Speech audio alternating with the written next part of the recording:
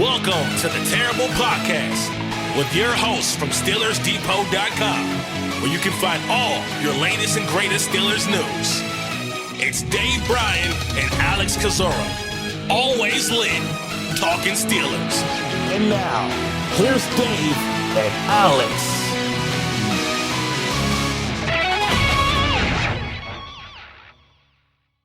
Welcome to the Terrible Podcast, Season 15, Episode 131. He's Dave Bryan. I'm Alex Kozora, SteelersDepot.com. Thanks for being back with us this Wednesday, Steelers Nation, and some major Pittsburgh Steelers news bright and early to start today. That's the reason why the episode of the podcast coming out a bit later than normal today, reacting and writing about the news of George Pickens, Dave, no longer a Pittsburgh Steeler, headed to the Dallas Cowboys in a deal, and the deal terms have been updated a couple times, but according to the Cowboys' latest tweet that officially announced the moves, Pittsburgh acquiring a 2026 third-round pick and 2027 fifth-round pick. In exchange, the Pittsburgh Steelers sending George Pickens in a 2027 sixth-round selection. So Pickens and a 2027 sixth, or a 2026 third and a 2027 fifth-round pick. So, Dave, a major deal.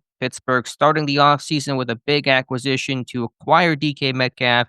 Now they send out a receiver in George Pickens. Rumors around Pickens have existed for quite some time now. We thought if something was going to happen, it would be during the draft. The draft came and went, and yet Pickens is still gone. So, Dave, that is the story, of course, for today.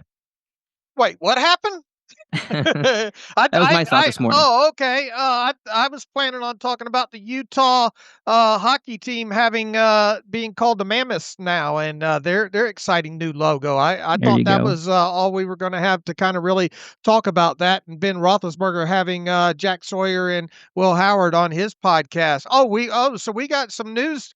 Oh, and they did this before the podcast finished on a Wednesday as well too. Yeah, having a little fun there at the start. The wind was blowing a little bit last night. About time we were starting to wrap things up around the site, and starting to be some rumblings. And you had CD Lamb putting out some sort of a mysterious tweet with a Simpsons character, and yeah, I mean here we are. Look, I think you and I agree that the plausibility wise of Pickens being traded this offseason was obviously there. We talked after the last season ended about what kind of problem might George Pickens be, the summer of Pickens, if you will. Concerning possible contract extension and all like that. I really did think, though, if we were going to see something happen, we would see it happen during the draft, particularly in the first 2 days. Once it got past the first 2 days, it seemed like, at least for draft weekend, he wouldn't be going anywhere. It kind of felt like it lowered the possibility or the plausibility of him being traded after the draft. But I got a couple of theories behind this, and I have a feeling we're going to butt heads a little bit on this one. All right. Well, let's see where this conversation goes. So Pickens out the door, like you said, maybe not the most shocking thing in the sense of all the trade rumors last year of his rookie contract. It always seemed unlikely that Pickens was going to get that long-term deal, especially after DK Metcalf was acquired and given that $150 million contract. So that standpoint, you can understand the motivation for Pittsburgh, but you do really wonder about the timing of the move post-draft. And of course, the thought that you, and I'm sure every Steeler fan has is right now, we just saw this story play out last year, Dave, where George Pickens was your number one. You had no adequate or really strong number two receiver opposite of him. And so Pickens got all the attention, all coverage rolled to him. No one else could take advantage, and the offense was incomplete. That's the word I used a lot last year. They were missing that piece. They went through the Ayuk saga. They struck out on a bunch of names, including Ayuk, landed on Mike Williams, just missed out on really maximizing this offense. And so are you in a repeat situation of that in 2025 where DK Metcalf is your number one? Who is your number two? Will this offense feel incomplete again? And you're one injury to Metcalf away from really wondering who do you have to throw to. And of course, Pittsburgh still does not know who their quarterback is. How much does this impact Aaron Rodgers' decision? All conversations to be had. So that's my thought, Dave, is where does Pittsburgh go from here? They're in a very similar situation as last year, and to do this post-draft, which, I mean, even with Deontay last year, they did it at the start of free agency and pre-draft to at least have that knowledge going into those big acquisition periods. Now this is, kind of in the back end of the offseason. You really wonder about the timing of it all as much as you do the decision to trade George Pickens. I think that's as we take this thing out of the box and look at it from every angle imaginable here and try to be as objective as we possibly can. I think those are two good starting points right there. First and foremost,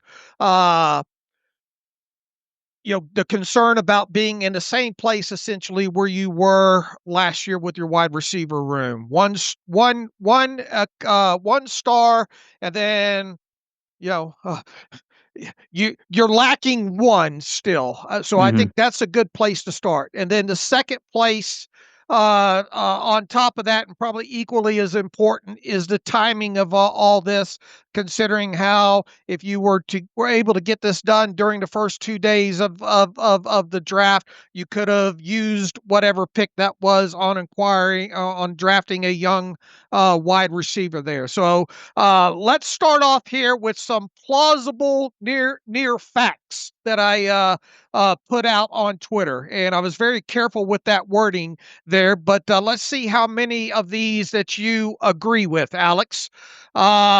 Number one, plausible near fact. Steelers were not extending George Pickens this offseason. Fact. George Pickens is wanting a new deal this offseason. I would assume so. I guess we can't say that as fact. He's never said that, but I'm sure last year of his contract, he would prefer one. Yes, fact. So plausible near fact, right? Yes, sure. Steelers likely highly entertained trade offers for Pickens during the draft, just never got enough in first 2 days. That sounds like a fact. And just to quickly add on to that, Diana Rossini, believe, reported the Cowboys initially offered a 4th-round pick. Pittsburgh turned it down, so it sounds like the Cowboys had to up their offer to complete this deal. So, yes, to use your phrase, plausible near fact. Plausible near fact number 4. Cowboys kept calling and probably finally met 3rd-round pick demand. Well, I guess I got ahead of you on that one. Yes, it seems to be the case, yes. Here's the interesting one of plausible near fact number 5. Steelers are probably going to shop for another wide receiver now. Have some 1,000-yard stares to last year with the Ayuk talk, and who knows who it'll be this year, but you certainly wonder what Pittsburgh's next move is, what that other shoe to drop becomes, if anything, but you have to think Pittsburgh will be looking to add a receiver. Yes, fact. All right, and then I guess it goes back to, okay, if and these are dangerous assumptions to make. Let's assume the 4th-round pick and whatever else, swapping of 2027s or and all the details that you laid out beyond that. If that was the best deal that they had during the draft, should they have taken it? No, my stance has always been to trade Pickens, which I wasn't completely against. You had to get an offer that was too good to refuse. For me, that was a second, which you knew was asking a lot, or a high 3rd-round pick. And so certainly a 4th would not qualify. I agree with that statement. So beyond that, in other words, holding out for a 2nd or a 3rd and getting past the draft, your options are obviously limited because you're dealing with a player here that teams probably knew that they were getting a player that might have difficult contract negotiations, a player that was also entering his final year of his rookie contract. So you run the chance of potentially having a 1-year rental. So you got to look at it at Dallas's end as well, too. How many teams were actually probably in this thing to begin with Pickens that were serious enough about it, during the first 2 days of the draft and immediately thereafter this first couple of weeks? Sure, you don't know how many teams were involved. Dallas has been rumored, and they did not draft a receiver. Reportedly, they were looking at a receiver at number 12, but Tedero McMillan went off the board at 8. That might have changed their plans there. But the fact that there's good reasons for teams to not offer a good offer should not mean that Pittsburgh has to accept the offer. Their offer, if the offer's not good enough in Pittsburgh's end, even if Dallas or whoever has valid reasons to not offer an over the top deal, Pittsburgh still can't accept that. If the trade doesn't work for Pittsburgh, that's all that matters. That's our focus. And you wonder, does this trade meet that bar of being enough that you just can't pass it up? It's a logical question, and had they said, "No, Dallas, that's not good enough right now. We are fine with holding on Pickens. If you want to come back and revisit this as the summer goes on, fine. We're readying up for mini camps, rookie mini camps here. We're readying for OTAs and all like that. But yeah, nah, we're good right now. Come back with a better offer. If you take that stance though, could Pickens hurt his own value moving forward into the summer even more?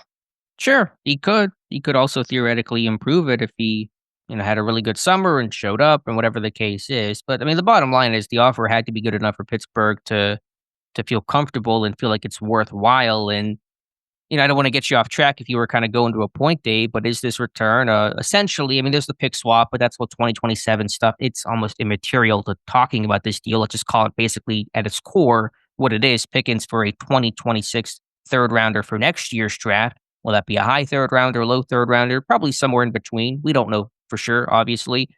Is that a good enough deal to trade him now post draft? All right, here's where we're going to, I think, butt some heads here. Okay. I am fine with this. I am fine with this as it stands right now, but I want to add I need to add a clause to that. We don't buy a vowel here, Dave. I expect them to now look. Are you going to be able to replace George Pickens? What he brings to this offense exactly one for one? More than likely not. I have said this throughout this thing. He is an extremely unique talent. But within all that, I expect them to add. I would like to think and hope that they learned from what happened last year. Okay, with the wide receiver room. I am tendering my thought of this being fine with this deal on the assumption that they go out and try to do something else here with another wide receiver to at least lessen the loss of a talent to some limited degree, the loss of George Pickens. Well, we just had the May the 4th date the other day, and the quote is, "Do or do not, there is no try. There is do or do not." And Pittsburgh has to get something done, I think, to justify that thought. I understand your thought of if they can add another receiver, then the trade looks better. You can understand the justification for the move, but until that happens, it's hard to advocate for thinking this is a move that improves Pittsburgh. Right. And once again, I think that's a dangerous assumption on my part. I do think that this thing was going to get a little ugly. Look, what did we say, Alex, coming out of the 2024 season when it comes to George Pickens? What were we prepping everybody for? Sure, a potential hold in or even a hold out, and Pickens making us think about wanting a new deal. And to his credit, he hadn't done a whole lot of that so far. He really hadn't said much. He's been training. Now, he did unfollow the team on Instagram, which we took a lot of heat for, but that certainly seems to now be pretty meaningful. That happened pre-draft, but there probably ends up being some smoke there. So, yeah, we didn't know where this thing was going to go. OTAs is fast approaching. Mandatory minicamp next month. What would Pickens do? That was certainly going to be a story.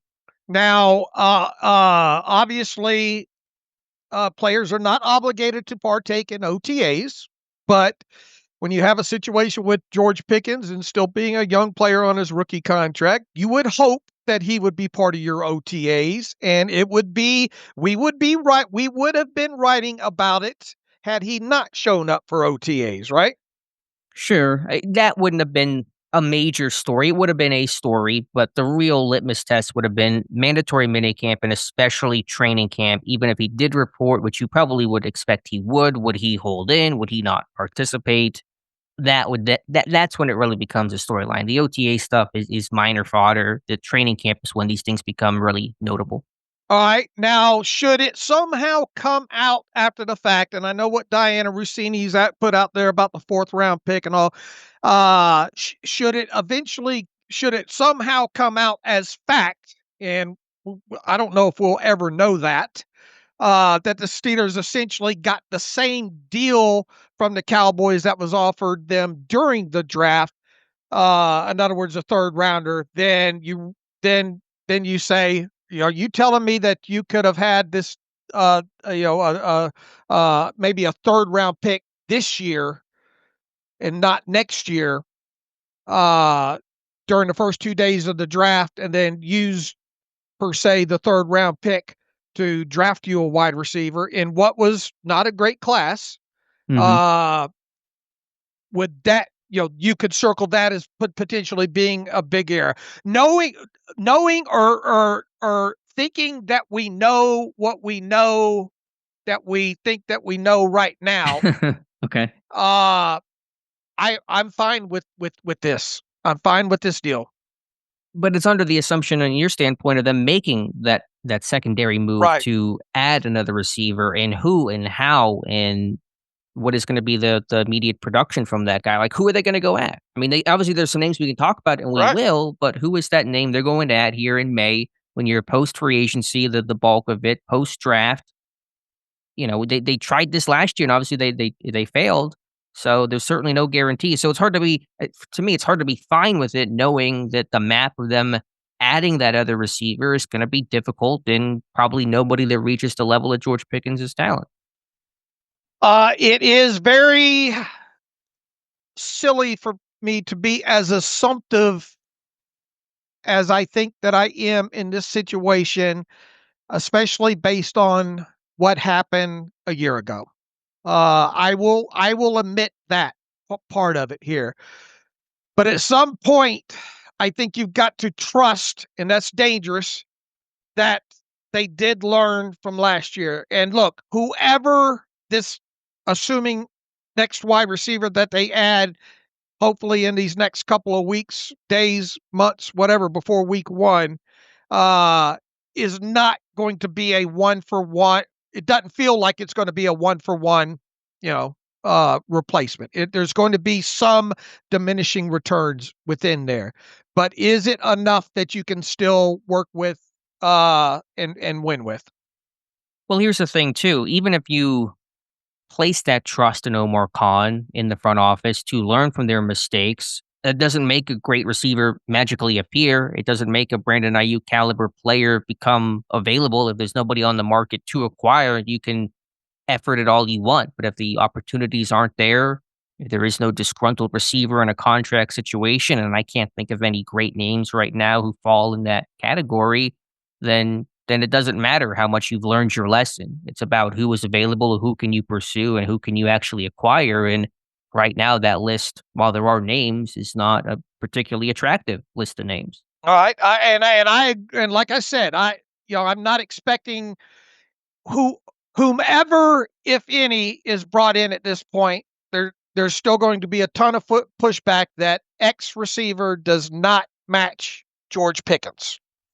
Sure, it's probably unfair to expect somebody to reach that talent level, but how close can you get it to be? Could you get a younger receiver on a longer term deal?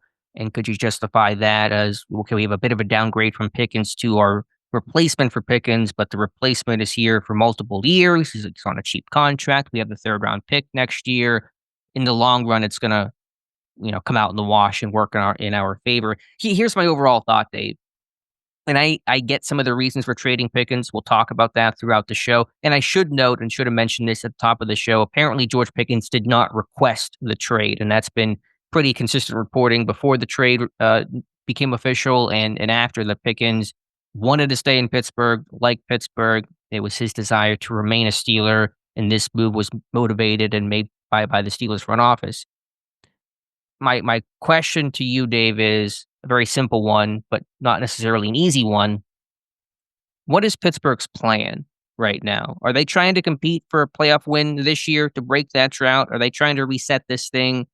It just feels all over the map, their moves. Well, you know what they say every year, we're in it every year to win the Super Bowl. Does trading away George Pickens get you closer to that goal? Not on the surface.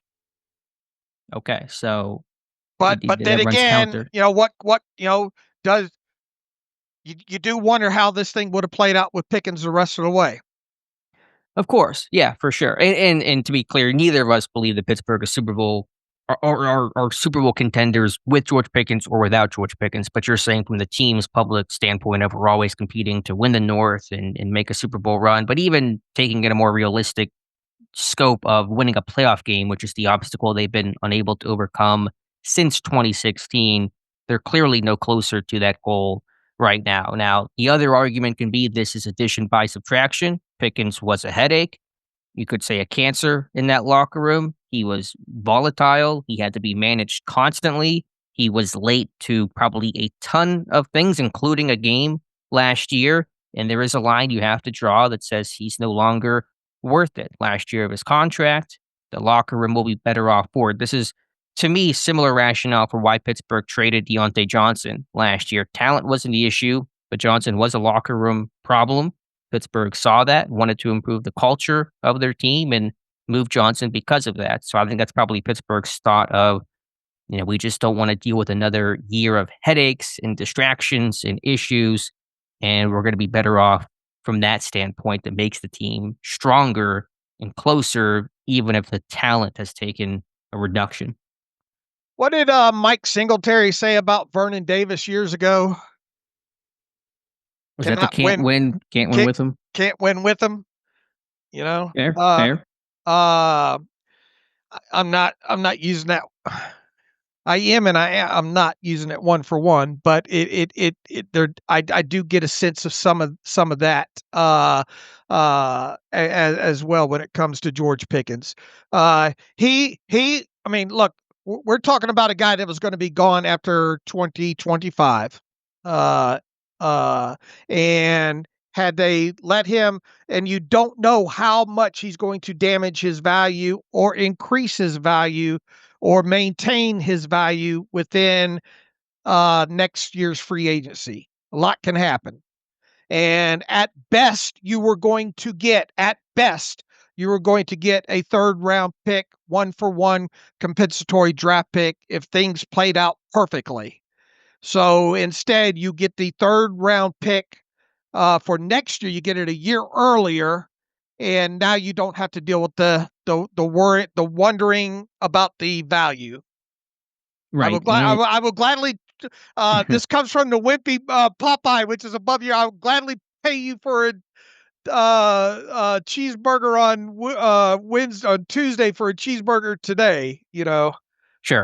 Sure. And you don't have to deal with the headache that is George Pickens and all that would have come with that this summer and all that would have come with that at certain points throughout the season. No question about that. And those are good motivators. Had Pickens been, a choir boy on and off the field, then I'm almost positive he'd be staying in Pittsburgh, even if Pittsburgh believed they were not going to re-sign him after the season. They would have felt like it was still certainly worth it to keep Pickens for this year. I mean, this is a guy that has racked up literally hundreds of thousands of dollars in fines. I believe in 2023, the reporting was over $200K in fines. That includes the public fines for on-field actions from the NFL and internal fines from the team. And this in 2024, he was sitting at, I think, publicly from the NFL fines, $70K and maybe more. And who knows how many from the team, probably $100K. And so a lot of issues there. And so the mere fact that George Pickens was traded is not surprising in the sense of what has been the outcome of every talented but difficult, malcontent receiver in recent Steelers history, Dave? What has been the outcome of their Steelers career? Gone. gone. And traded Antonio Brown, Martavis Bryant, Chase Claypool, Deontay Johnson, and now George Pickens. So the outcome, while it's certainly debatable, can't be surprising in the sense of this has been the fate of every receiver similar to Pickens in Tomlin history, essentially. All right. I lost my train of thought there. When you're talking about, you'll see a lot of pushback. I'm sure people saying, "Well, look what they got for Chase Claypool. Not half as talented as George Pickens, and still they got a high second round pick for Chase Claypool." How would you explain that away? I know I can. Yeah, each trade is different. Each scenario is different. And There's the a Bears, sucker born every minute, you there know. you go. Yeah, the Bears made a bad move, and the Cowboys, just because the Bears gave up a bunch for Claypool a couple years ago, doesn't mean that you have to do the same for Pickens today. And for whatever it's worth, every team that has traded for a Steelers malcontent receiver has come to regret it. Deontay, Claypool, AB. I mean, half those guys barely even played or did anything for the team that acquired them. Santonio even going way back. Well, at least I think he had a little bit of production for the Jets. But yeah, I don't know if the Jets. I mean, that was a cheaper, I think, deal too. It wasn't like a fifth round pick they gave him away for. Right. But point taken. And so, will Dallas come to regret it? Certainly, they could. And I'm sure at some point this season, in a Cowboys loss or some situation, you'll see Pickens frustrated, taking his helmet off, getting into it with Dak. Something will happen in Dallas that, for at least a brief moment, no matter what Pittsburgh does or does not do to replace him, will make you sit there and say, that's why Pittsburgh traded George Pickens. Have fun with that, Dallas. That situation will occur. But you just wonder, in a year in which Pittsburgh's offense felt like it could be at its best from a talent standpoint in many years, it's trying to push, trying to win a playoff game. You're getting further away from that goal, and you're trading Pickens as you're courting Aaron Rodgers, and you just try to figure out, okay, are you trying to win now? Are you trying to play the long game? It just feels so haphazard of what Pittsburgh's plan is, and to do this post-draft makes you question it all the more. If this happened pre-draft, you could understand it a whole lot more, and Pittsburgh may say, well, the offers weren't good enough then, and now the offer's good enough, and so we just couldn't make it happen during the draft or in the lead up to the draft. But it just feels so 1 foot in, 1 foot out is a good way to frame it, Dave. All right. So you're saying we're going to probably be writing or talking about George Pickens after a lot after today. First, I want to get that clear. Put in yes, my and throughout Steelers Depot notes. And throughout the entire season, I'm sure we'll be on George Pickens' watch for every Dallas game. All right, let's next talk about let's assume that they could have got a third round pick in the first 2 days of the draft for George Pickens, and let's assume the draft through the first 2 rounds as far as wide receivers coming out the board stood the way that it was. Let's talk about the wide receivers that were taken beginning in the 3rd round of the draft on through the rest, and how many could have had you spent a 3rd round. Well, you would still have had the other 3rd round pick, and let's assume everything else played out. In other words, let's say it did not impact you getting Caleb Johnson, who we both, I think, agree we are fine with, right? Sure. Yeah. Let's assume the trade terms was, instead of Dallas sending next year's 3rd, they would have sent this year's 3rd, which was pick 76 overall. Let's pretend that was the bulk of the trade terms. Okay. So in other words, we would have to start at, the wide receivers that went off the board before 76, right? Right. Assume those guys are gone. Assume Pittsburgh trades Pickens for that 76th overall selection, and that's where Pittsburgh gets back on the clock. All right, you ready for me to read off these wide receivers to you? Sure. Chamari, DK. DK out of Florida went first pick, 4th round. He was the first wide receiver after the pick that you mentioned from Dallas.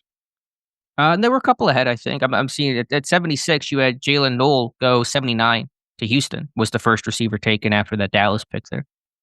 Wait a minute here.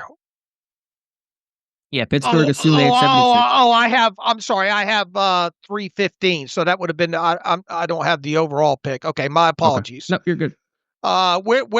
When Pat Bryant went what?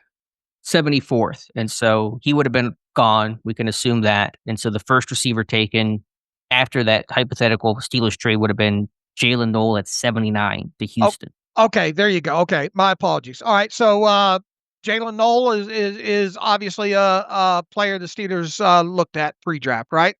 Yes, he came in for a visit.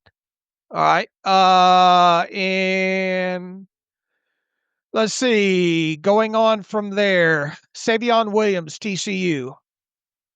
Right, also came in for a visit. Ty Felton, Maryland. Are you asking just for my opinions on if I liked if they would have taken him, or you want to read off the names? I mean, I'll read off the names here, and you just tell me how many you think could have been impactful rookies to help try to replace George Pickens in 2025. Yeah, read off the next 5 or 6 receiver names taken after pick 76, and those were kind of probably include those in the camp of logical, plausible options for Pittsburgh to take in the 3rd round. All right, Jalen Noel, Savion Williams, Ty Felton, Chimere Dike, Dante Thornton Jr., Arian Smith, Jalen Lane, Jalen Royals, Alec Ayamanor, Jordan Watkins, and that's through the 4th round. You know, I'll be the first to say that this was a poor receiver class, and I didn't come away the draft sitting there upset Pittsburgh did not draft their wide receiver. Obviously, things look different now post Pickens trade. There's a couple names that would have intrigued me. I know Pittsburgh had interest in Noel, who's a different type of receiver than George Pickens. He's short, he's speedy, but he is a downfield threat. Williams is that Cordero Patterson, Deebo Samuel kind of a vibe there. I didn't really like Ty Felton, and so he would not have been on my short list of names there. DK's interesting. We both talked up Dante Thornton quite a bit, although he's super raw and his immediate impact would have been limited at best. I liked Ayamanor a ton from Stanford. I did as well. There may have been medical concerns with him that pushed him down. Not 100% sure the reason for him falling into the back end of the 4th round. So, short answer is there's no name that says, man, Dave, they had to have taken this guy. This guy would have been a game changer immediately. But there were still a couple of names there that I would have had some interest in, and certainly some names Pittsburgh showed interest in pre-draft. The two that really jump out to me would have been, obviously, we both talked a lot about Thornton, but he would have been extremely raw coming in. And then the other one, obviously, Alec Ayamanor. Right. Ayamanor was a height, weight, speed guy with great testing, solid production, a fantastic blocker. To me, would have been an excellent fit in Arthur Smith's system and scheme. He would have had another big body opposite DK Metcalf. That's a guy that I know Pittsburgh did not show a ton of interest in, but me personally, I would have had a lot of interest in. And all this is to assume that they would have got that 3rd round pick.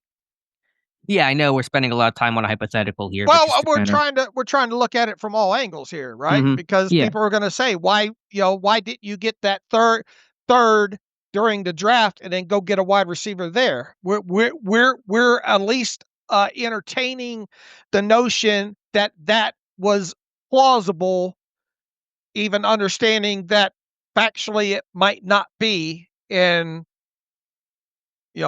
the direction that could have gone. Right. So that's one of the big critiques I'm sure that's coming towards Pittsburgh right now is why do this deal now? Had it happened before the draft, I think many in the national media and even some locally, and you and I, Dave, would have understood the decision more than you would understand it on May 7th after all those things have been settled in that haze in the barn. All right. So after reading all this off and knowing what we know now and assuming and even let's assume they even were offered a 3rd for this year's draft as part of the package, and leaving out the fact that I at least am trusting that they're going to go out and fill the void. Are you okay with this deal? No, I'm not. Not as things stand today. The timing of it's weird. No, I get your point, and you're right. We'll have to see what else comes down the road. and maybe something does, and maybe that'll change my opinion on it. But I'm gonna. What do you say, Dave?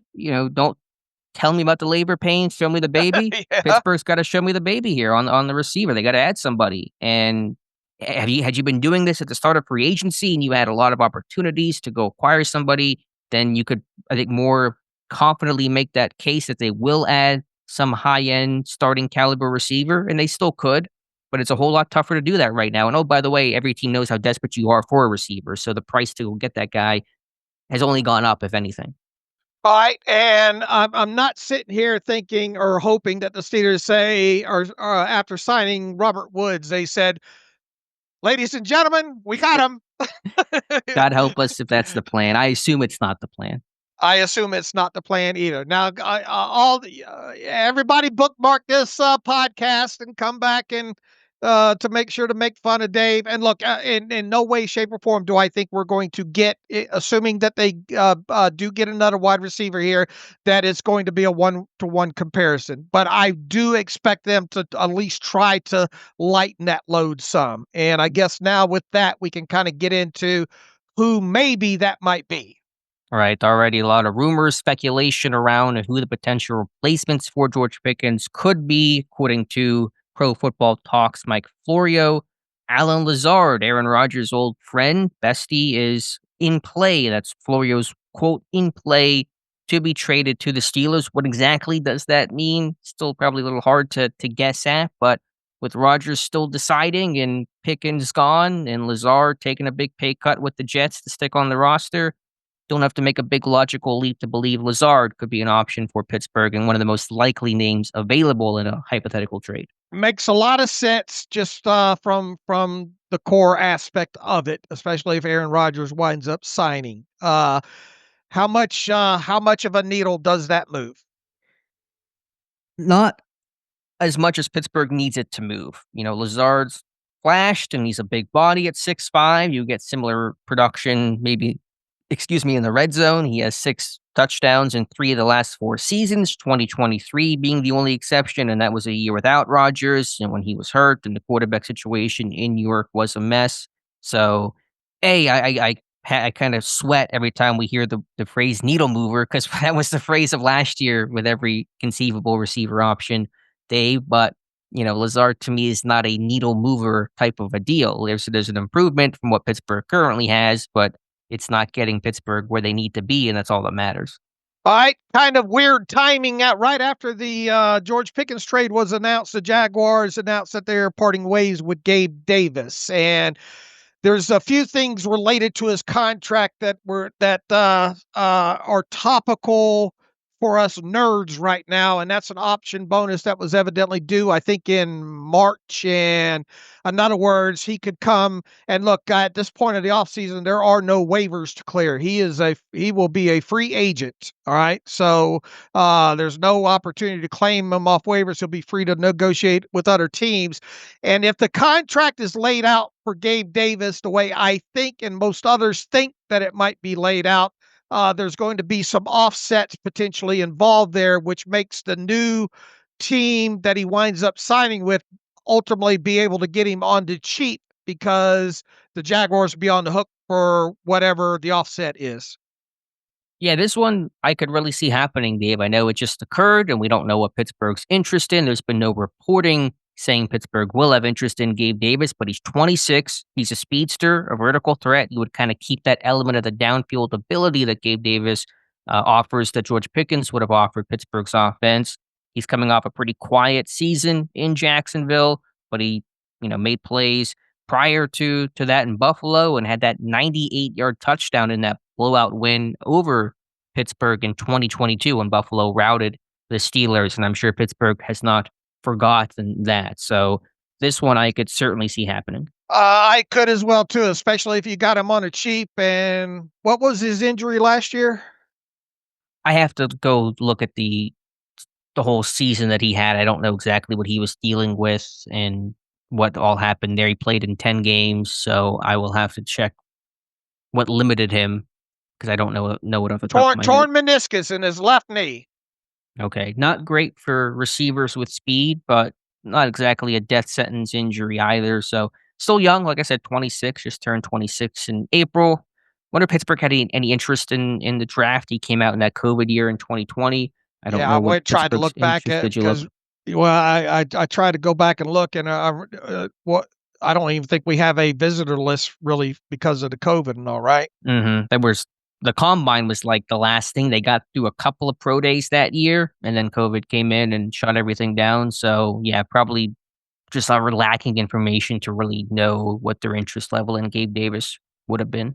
Now, looking back at some historical stuff with him when he was with the Bills, he was one of the Bills' captains before the start of the season, so that might be enticing for him. And he probably at this point wouldn't mind playing second fiddle to a guy like DK Metcalf. So, uh, you know, that that makes a lot of sense. At least that, in my opinion, that moves the needle a little bit more than an Alan Lazard.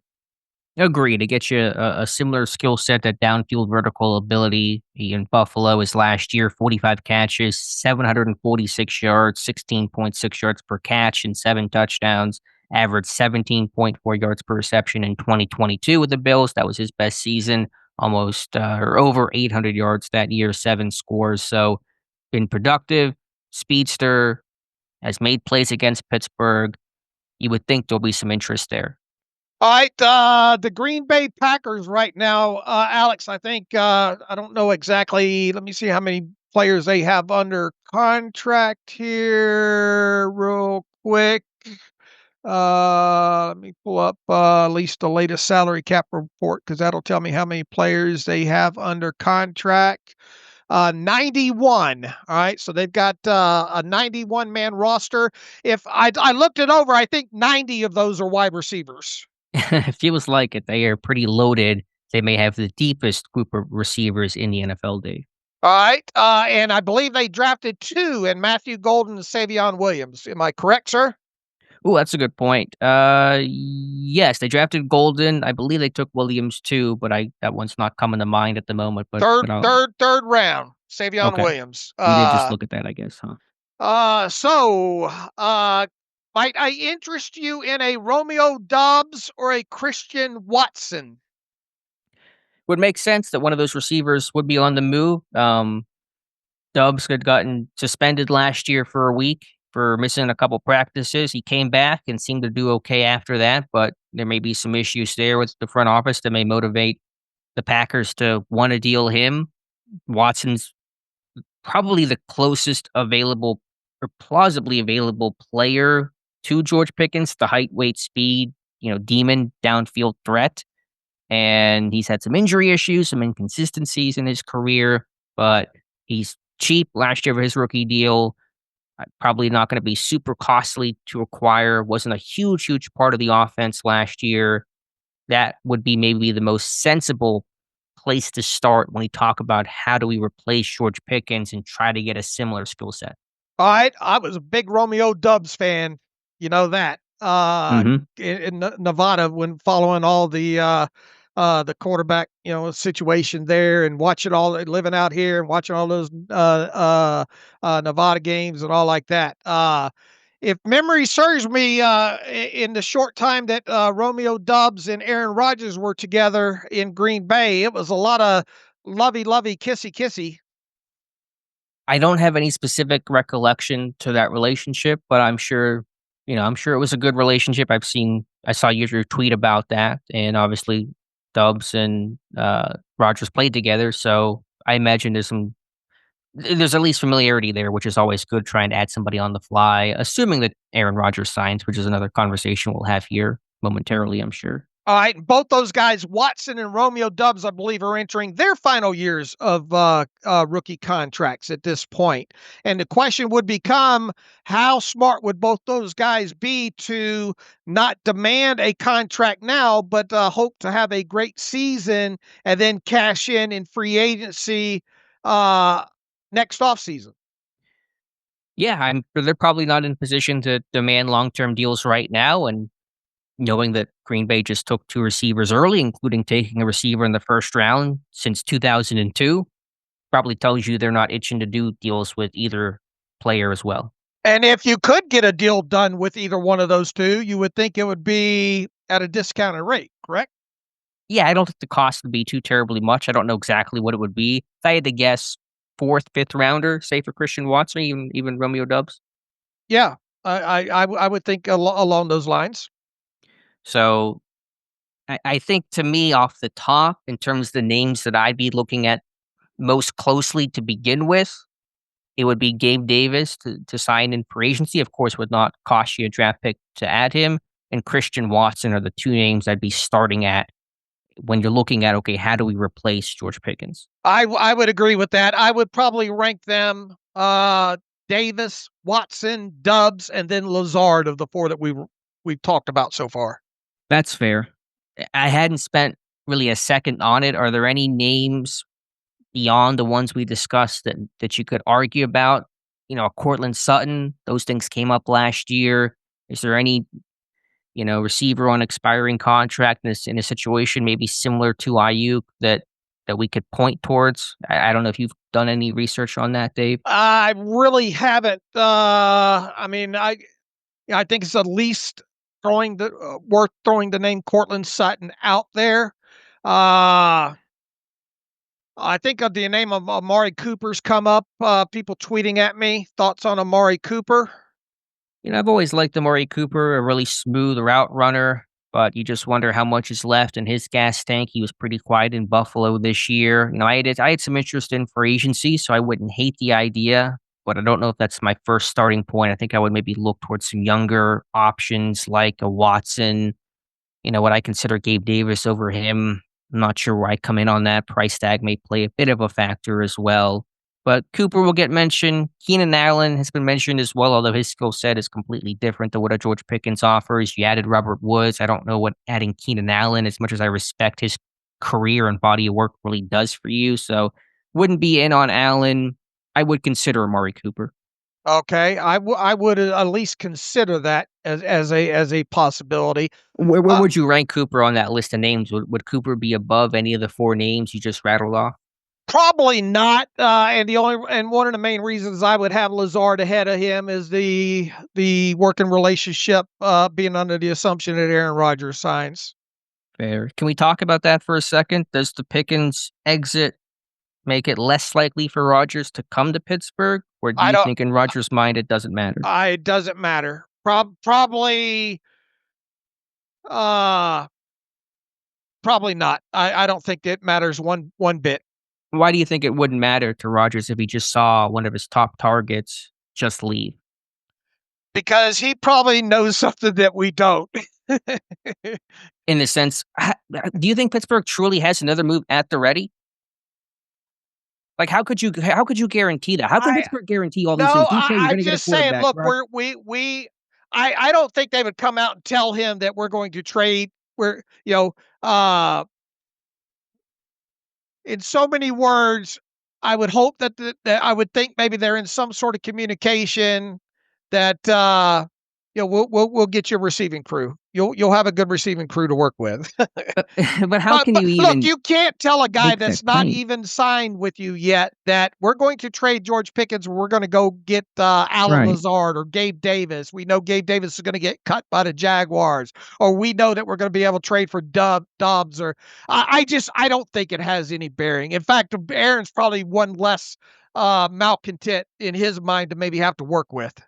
That's probably the fairest way to look at it from Rodgers' point of view if he won't have to deal with all the kind of BS that comes with George Pickens. I mean, I don't know if this changes Rodgers' mind. If he was dead set on coming to Pittsburgh, would he wake up today and say, no, I changed my mind. I don't want to come. But it can't help Rodgers' decision, which already seems to be agonizing and uncertain about what his future is going to be, to see a talented player like Pickens leave. I mean, does Rodgers look at this and say, is Pittsburgh really a competitor this year? Because that's what I think Rodgers wants. He wants to go to a competitor, a team that can win, that can make a playoff push. He doesn't want to have a 6-win season to come off the 5-win season he just had with the Jets. And so I don't know. I would disagree at least slightly on your take, Dave. I'm not saying that Rodgers is going to say no to Pittsburgh, but I can't see how this is helping his decision to come to Pittsburgh. All right, fair enough. I don't think it impacts it, to be quite honest with you. Who else around the NFL here? I mean, I hadn't done a whole list of the entire NFL depth chart, but I think the names we mentioned are the best starting points, and maybe other names emerge later. But I think we can rule out Mike Williams, right? I think Mike Williams can rule out Mike Williams.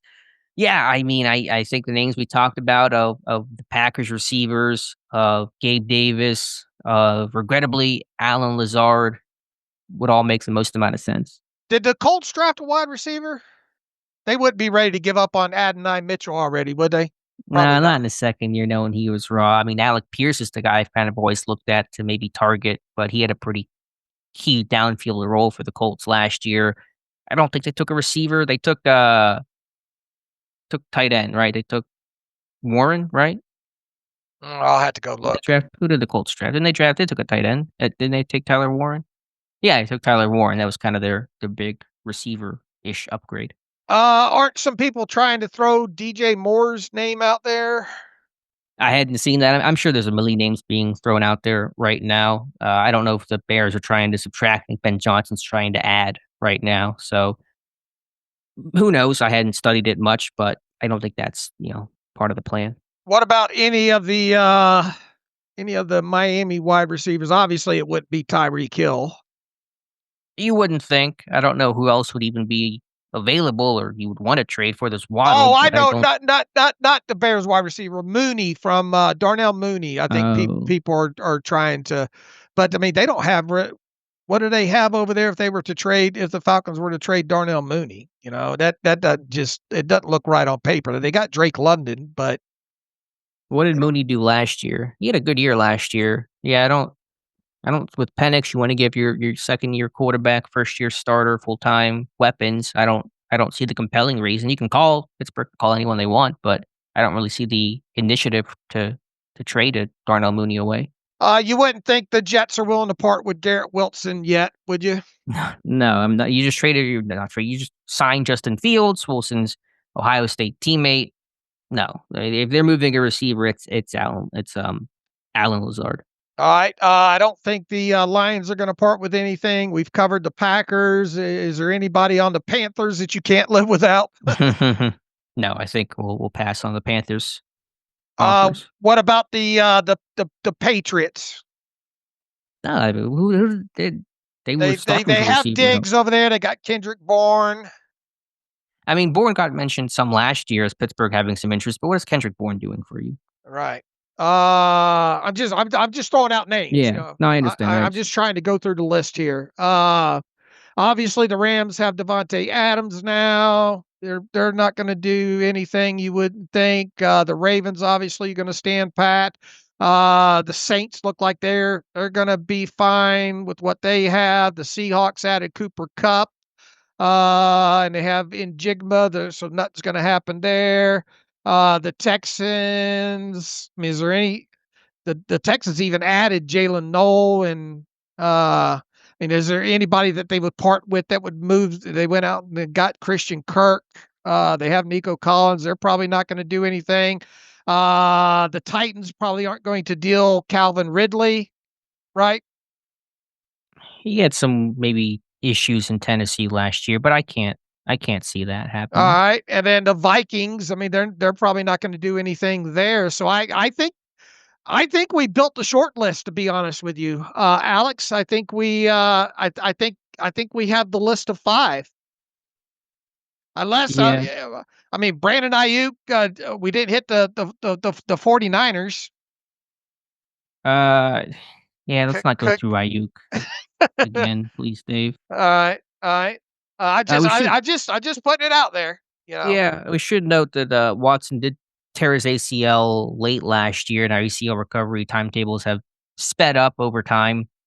And so I don't know what his status would be for the start of the year, but he would probably be missing chunks at developmental time, obviously. So that's something to be considered as well. All right. If you were to bet, rattle off the 5 names again where we're at. Watson, Dubs, Gabe Davis, Lazard, and I guess you can put from a free agent pool as well, Amari Cooper in there. Okay. All right. So those are kind of the order to look at. What if they were to add somebody somewhat significant at this point? What are the chances it's one of those 5? I don't know. I mean, It it's had to be plausible. high, right? I mean, at least the plausibility factor would have to be greater than not. Yeah, probably. I don't know exactly how to frame the odds of it, just off the rip here, fresh off the Pickens news, but those names would all make some level of sense. The most plausible names to start looking at, immediately in the aftermath of the Pickens deal. All right, and is there anybody unsigned right now? I mean, you would think that would have happened. Oh, we just mentioned two free agents, the Cooper and the now Yeah, released Gabe Davis. So those are kind right. of the free agent pool names I'd be Oh, you looking mentioned at. Keenan Allen, but I mean, he's 33 now, right? Yeah, and I don't have interest in signing Keenan Allen. You signed Robert Woods. Keenan Allen's a slot receiver, underneath guy. It's not offering pop and juice to your offense, so I don't have interest in that. But that's a name that has been, I think, mentioned a time or two. Nelson Aguilar, DJ Chark. Is Tyler Boyd still unsigned? I believe so. Chark was also at Speedster coming out. I think Pittsburgh had some interest in him, but we're talking pretty low level Yeah. addition. That's not giving you a clear cut starter. And Boyd what is Boyd giving you? I mean, that's Robert Woods, 2.0. Yeah, yeah. I think that's the list, Alex. So I don't know, Dave. I mean, you're pretty confident they are going to add, but in terms of the needle movers, I don't know how many you're really seeing out there. I mean, Dubs might be your best option. I don't know. Would you be fine with that? I mean, fine's a relative term. It would depend on what Pittsburgh gave up and kind of what the actual kind of trade circle of trading away Pickens and acquiring Dubs would look like. But I get the concerns with Pickens and him not being here past 2025, and I can't imagine what was going on behind the scenes and some of the headache that was, that there's probably a little weight off Pittsburgh's shoulders in that sense of it at all. But I was really looking forward, Dave, to having Pickens on one side, DK Metcalf on the other. It's going to force a lot of too high shells. It's going to open up the run game. It's going to have a lot of 7-man boxes. And for Pittsburgh, under the assumption of Aaron Rodgers coming to Pittsburgh, of having hopefully their best and most successful offense in years, and hopefully this offensive line can coalesce and become a top 10 unit, there really could have been something there that says, okay, this is a unit that can be potent, can be explosive, can be consistent, and win a playoff game. And who knows what happens from there. If you're one of the final, 8 teams left, you got a chance, just mathematically, obviously. So to see that now change and the timing of it, you really scratch your head and say, oh, again, I go back to, what is Pittsburgh's plan? What is their goal? Are they trying to win now? Are they trying to play a long game? Are they playing for a quarterback in 2026?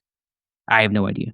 I have no pushback on everything that you just said right there. I just think that they just didn't want to deal with the other stuff. Yeah, I'm with you. And I think that obviously Pickens' talent was never the question. And if Pickens was a choir boy, he never had an off-field issue, A, he'd probably have a long-term deal by now, but B, he wouldn't be traded at the very least. And so they're trading him to remove that headache. From Dallas' standpoint, Dave, I think this is a really good deal for Dallas, because even if it's a one and done thing and Pickens walks after this year, unless he has a terrible season, I mean, they trade him for a 3rd round pick. If he has a good year and walks, they get a 3rd round comp pick in 2027. Like, they're delaying that 3rd round pick by a year. I mean, they're not really taking on a ton of risk here, other than all the other stuff, by not giving him a deal and all that stuff that comes along with it. Yeah. No, I get that, but I just think it's because look, if you're George Pickens, do you change let's say you had plans with the Steelers of not showing up at OTAs, holding in for the start of my hamstring hurts, whatever the case is at the start of training camp. Are you changing those plans with Dallas at this point? I'm sorry, can you repeat that? I got caught reading something on Twitter. Hey, let's assume Pickens' plans were to skip OTAs with the Steelers and then hold in for whatever reason at the start of training camp. Show up, but not do much of anything. If you're George Pickens, are you changing your plans now that you've been shipped to Dallas? I don't think he's going to hold out to start his time in Dallas. I think he'll have to prove himself to his new team. I think he'll even understand that aspect of it. So I think his plans could have changed. Yes. Do you think that Dallas has already tried to talk contract with him prior to the trade? I've only lightly looked at some of the Dallas viewpoint. It does not sound like the intent is to do a long-term deal with George Pickens. My belief, and I'm just from a couple things I've briefly read here on the fly, is that they're going to let the situation play out, let him play out his last year of his rookie deal.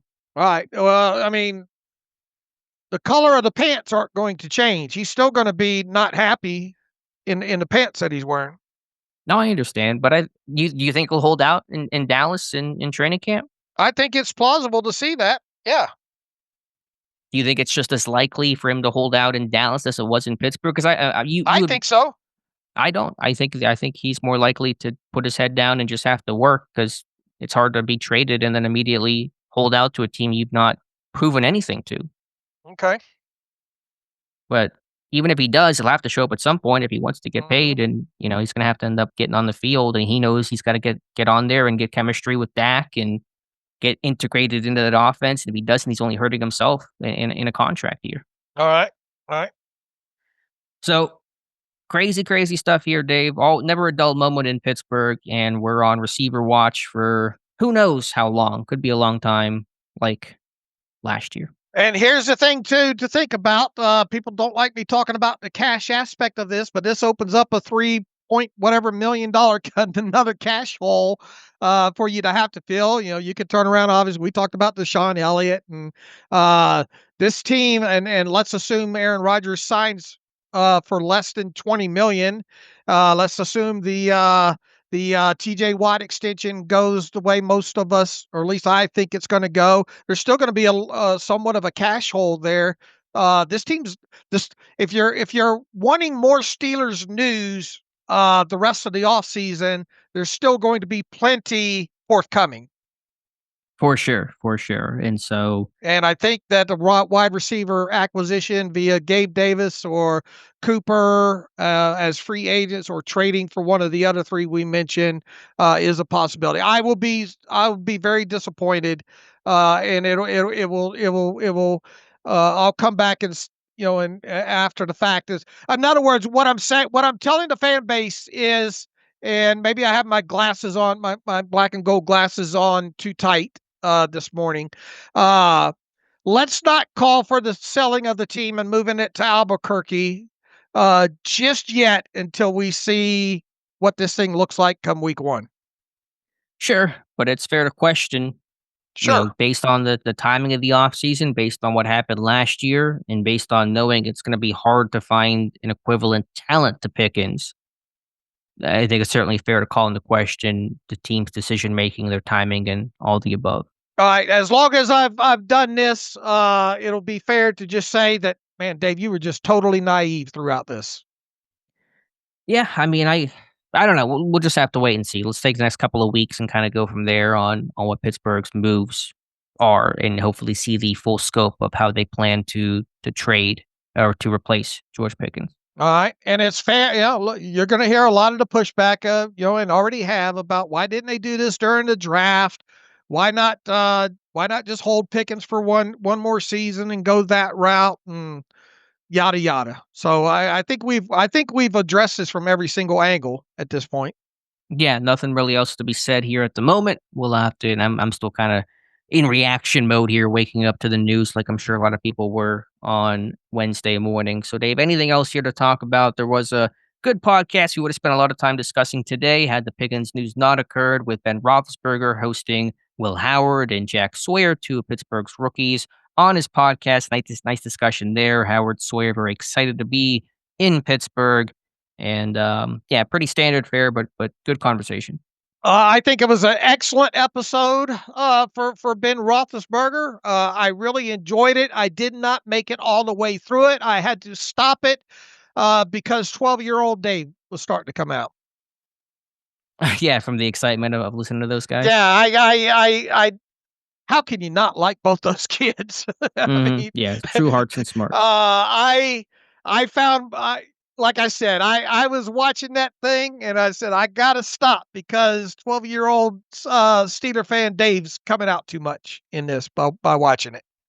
Yeah, so guys that I think It's a will do the right very, thing. very good interview. Very good interview with both of them. Yeah, and both guys. I know every rookie says that I was excited to come here and wanted to come to the team that drafted me. Lo and behold, but I think that Howard and Sawyer are being earnest when they say that. Sawyer talking about his kind of closeness to Pittsburgh, proximity wise, geography wise. He's got some buddies that are big time Steeler fans. The great system to learn from T.J. Watt and learn from Alex Highsmith, and for Howard being a PA kid, even though he's East Side, and to come in and have all the interactions that Howard did pre-draft with Pittsburgh.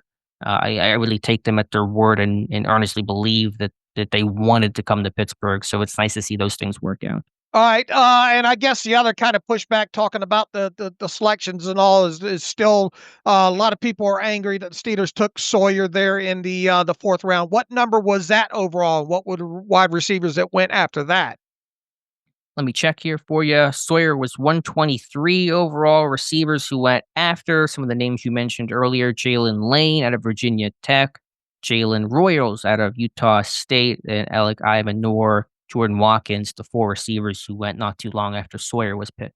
Okay, so I guess you got to ask yourself of those four who could have helped maybe ease the void. Let's assume that you went the fourth round pick that way for whatever reason.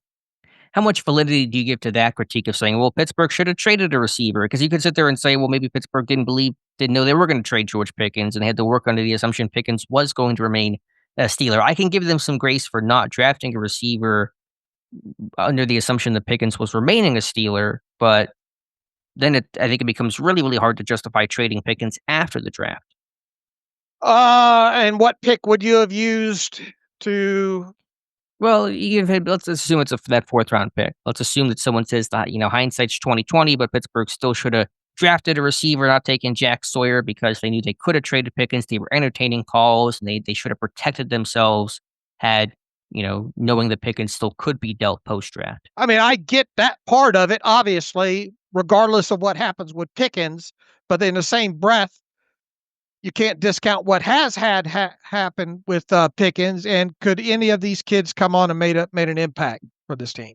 Sure, none of them would have been George Pickens. None of them would have been de facto number 2 starters. I mean, I can give Pittsburgh some grace there, but you can't have it both ways. You can't sit there and say, well, they didn't draft a receiver because they had Pickens, and then they trade Pickens, a week after the draft. I mean, again, this had to be, to me, Dave, to justify this a too good to refuse deal. Had this been a second round pick next year, that maybe is still in too good to refuse territory. When they traded Chase Claypool, it's because I think the Bears kept calling, right? Like at Dallas, and just kept upping their offer. And it was just like, we can't pass up on this. I think the same happened with Martavis Bryant, where the Raiders kept calling and raising their offer, and Pittsburgh said, we got to deal with this guy. This deal is just too good.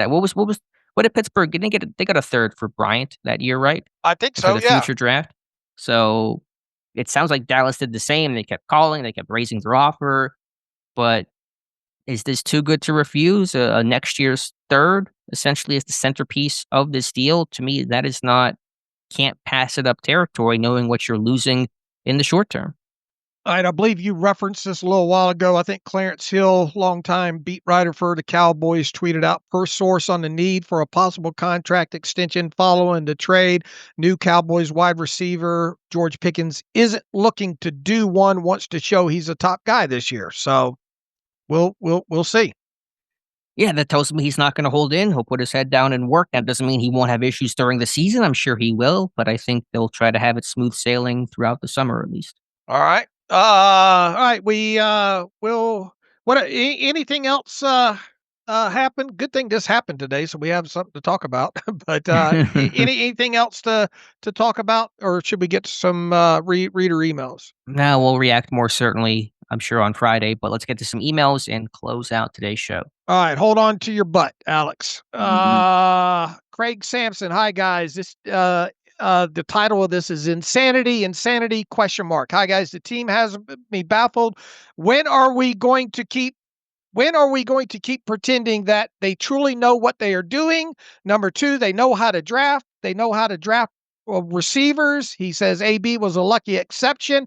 They only choose top character guys that fit the Steelers' way. He says, I'm sorry, but as soon as they drafted George Pickens and I saw his history on the football field, I absolutely knew that he would be a problem. Literally 95% of our receivers are considered steals because no other team wants to deal with the baggage. We do not draft for character. That is a complete lie. Character includes how professional someone is on the field. Look at our list of team-changing draft steals, he says. Pickens, Claypool, Bryant, Deontay Johnson, nothing but issues and sending them off packing. Let me ask you, what is the Steelers' way? Lastly, please look at the below list of our picks from 2019 to 2022. Just an awful set of players. How many are still with us or even in the league? Blah, blah. I'm not going to go through this long list of draft class. I get the point there. I guess the notion of this is, what is the Steelers' way? And do they draft for character, or is that a complete lie? And why can't they hit on some of these receivers? I mean, they have hit on some of these receivers. They just take these guys that other teams don't want to touch, under the guys that Mike Tomlin can manage and fix them, or at least handle them well enough. And that's true for a little while until it's not. I mean, I think overall, these guys didn't have, off-field concerns in the sense of arrests in stuff like the Ravens draft Mike Green. He has all these sexual assault allegations. They don't do those kinds of things. They're willing to take more of these malcontent receivers. You look at the other positions they draft, other players, non-receiver related, those guys are almost 100% squeaky clean choir boys. So I wouldn't say it's a complete lie on the character part of it all. What was the other part of the question from him? The reader? What is the Steelers' way? I guess. Yeah, I mean that to me it means everything and means nothing at the same time. I don't talk about those things too much. I know some former Steelers have talked about Pittsburgh kind of losing their way. It's like the Patriots way, it's just about winning. That's the bottom line. That's the ultimate goal. I don't necessarily clutch my pearls about Pittsburgh losing the Steelers' way, maybe like some other people do.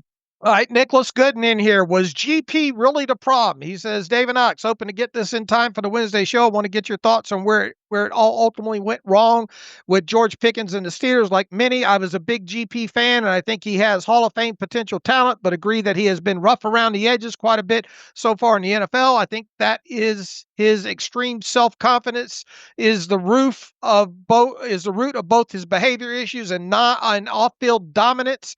A double-edged sword somewhat, but aren't 99% of superstar NFL wide receivers like this. Regardless of who you want to blame for this divorce, wouldn't it be prudent of the Steelers to try to figure out what the issue is with star receivers becoming upset in Pittsburgh in recent years? He says, P.S. If Roman Wilson doesn't get serious opportunity now with GP gone, the Steelers deserve some heavy criticism for wasting that pick, in my opinion, would indicate that there was never a good plan for Roman Wilson here.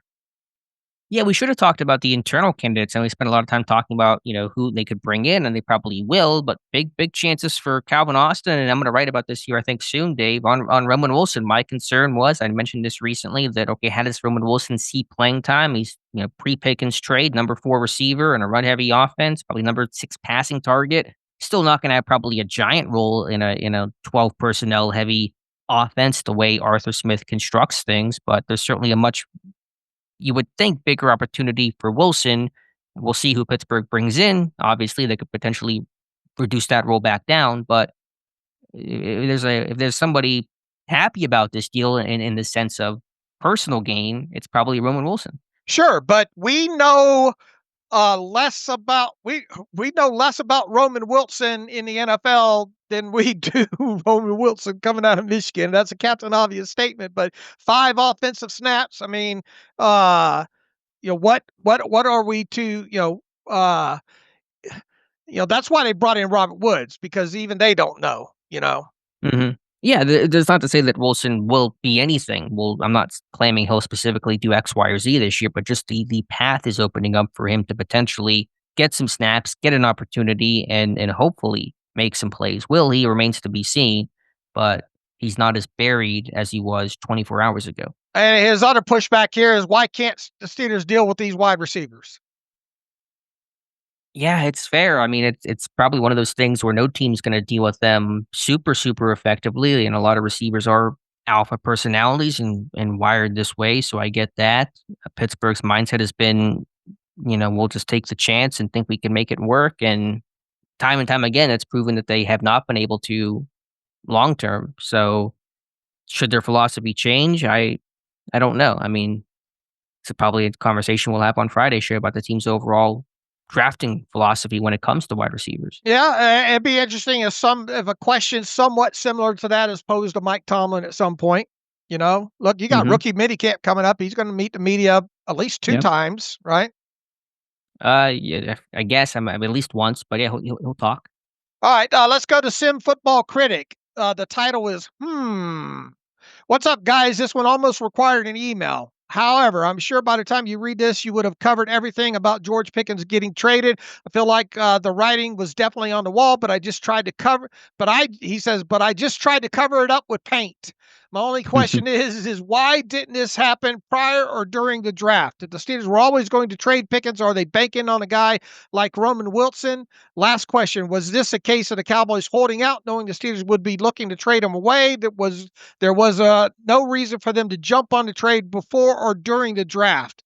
I think we've kind of really addressed all of that during the show here, right? Yeah, I mean, it sounds like Dallas was waiting and didn't give that kind of an offer, which they ultimately pulled the trigger on. Pittsburgh did that third until after the draft, but if you're Pittsburgh, you sit there and say, "Well, that's no longer good enough." If I'm Omar Khan, say, "Yeah, that third rounder I would have taken maybe during the draft to get a third in 2025, that number 76 overall pick, but not going to take it for 2026." So, yeah, I think we kind of addressed a lot of it. We'll see what happens. We'll see who they bring in. Is there enough confidence in Roman Wilson and Calvin Austin to not make a big splash addition, Dave? Do you think, and maybe assign some lower level guy, and put your faith in your young receivers on roster to step up and make plays? I've said what I'm going to say about this. I'll be disappointed if they don't go out and add one of the five that we talked about. And you're confident they will add some sort of clear cut starting number two I receiver. I mean I'm naively confident. Yes. Okay. All right. Fair. I am naively confident. Cameron Andrews. Hey, David Knox. With GP being traded, is there any free agent wide receivers you would want on the roster? I was thinking Amari Cooper or DJ Chark. Also, as far as draft capital goes for 2026,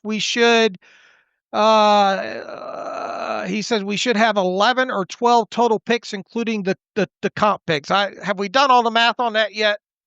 I believe Ross McCorkle has 12 picks. Sounds correct. I hadn't got a chance to really dive into Ross's post yet, but yeah, they're gonna have and obviously comp picks are no guarantee. Want to see how the season plays out, but they're gonna have a ton. They should at least next year. So Cameron, I think we hit, the wide receivers, both on someone else's roster or free agents. We hit that during the show there. Bryce is in here. Well, all the speculation was right. The deal for Pickens is done. He says his thoughts. I'm underwhelmed by what we got for Pickens and the timing of the deal. Do you think this may be a signal that Aaron Rodgers isn't coming and the team will just roll with Mason as a starter?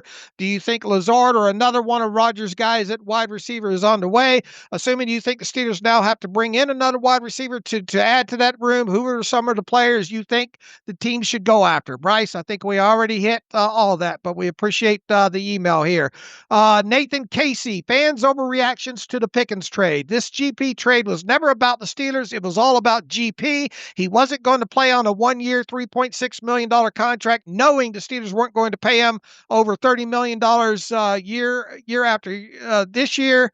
All the talk about the Steelers are left with at wide receiver, or it was dumb to reduce the wide receiver weapons, is based on the flawed concept that he was ever going to play with his current contract. From his side, it was only risk and no upside.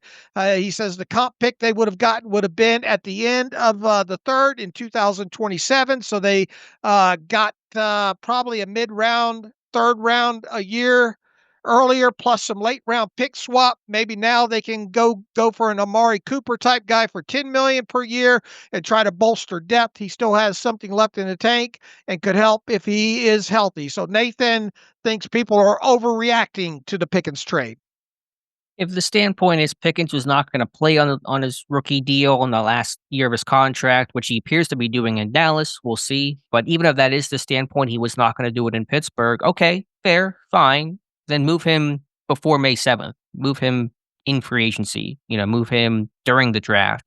Move him at a time where you have more opportunities to replace him more feasibly and more quickly than post the first and second waves of free agency, post draft. The timing, there's as much critique about the trade to the timing of it as there is to the actual trade itself of moving George Pickens. That's really where I think the big critique most harshly comes in on Pittsburgh of why do this now? Why not do this a month ago if the thought was Pickens is not going to play out his rookie contract and going to be a big issue this summer. But you just can't push that Madden button either. No, you can't. But if you really wanted to aggressively pursue and trade him, could Pittsburgh have been more aggressive in doing so? They probably could have. So, if the deal isn't there, the deal isn't there, and that's always the difficulty. And it sounds like Dallas was not willing to up their offer until post draft. But I think it's still fair to question the timing of the deal. Sure, I get that, and we laid out the 5 plausible things we believe to possibly be facts. And I think, have we not covered this the right way? I feel like we've covered this perfectly. Personally, yeah. I mean, as much as you All can of it. here off the rip. Just getting a quick, not major news here, but Jeremy Fowler tweeting some kind of post Pickens trade thoughts. Steelers remain in contact with Aaron Rodgers. Hopeful he'll be a Steeler, but as of now, no hard update. Team is counting on Roman Wilson year 2 jump and Pittsburgh position for 3 third-round picks next year, which they can use for potential receiver trade. And so those are Fowler's thoughts. So the big takeaway to me there of those comments is the stuff on Roman Wilson. All right, and we wait on Aaron Rodgers and all like that. You put something back on Twitter about what Art Rooney had to say back several months ago, or I guess several months ago now, or a few months ago. Yeah, that was on April 25th. Oh, that was the draft.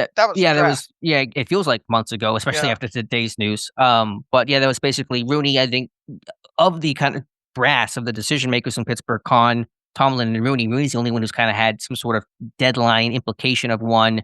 We talked about we're not going to wait forever. And then there's a comment on the 25th was basically intimating that the start of OTAs is when they really would need Rodgers to be there for the offseason process. So I think Rooney's probably really pushing for May 27th, the first day of OTAs, for Rodgers to decide and be in Pittsburgh if he is going to sign.